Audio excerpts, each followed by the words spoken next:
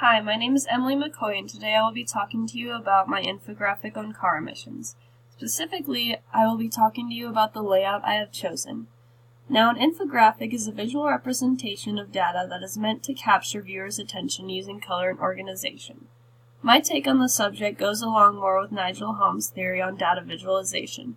Nigel Holmes is a graphic designer and theorist whose ideals on infographics are mainly based towards making complex information easily understood with the use of graphics and illustrations. I believe that people are more likely to relate to more statistics that are offered to them in a simplistic style.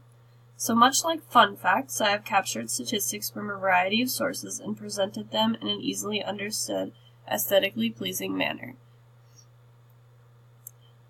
For instance, the statistics shown at the bottom right corner about the amount of Americans that bike to work, strategically placed upon a visual of a bike.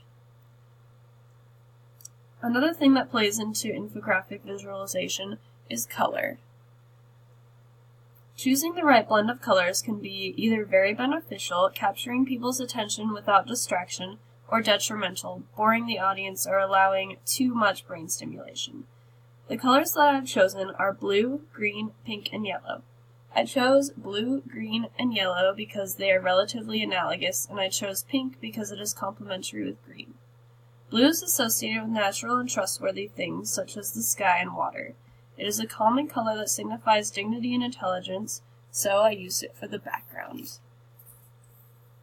And yellow is meant to capture the most attention. It's a color of optimism, so I put it here to signify the drop in emissions.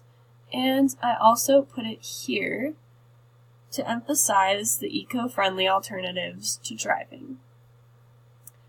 The organization of an infographic is also very important. I used the Swiss grid system when designing mine. I tried to stick to a rule of 2 columns and 3 rows. I also kept related pieces of information near each other. For instance, I put the graph of the CO2 car emissions next to the car emissions from burning 1 gallon of gasoline and diesel.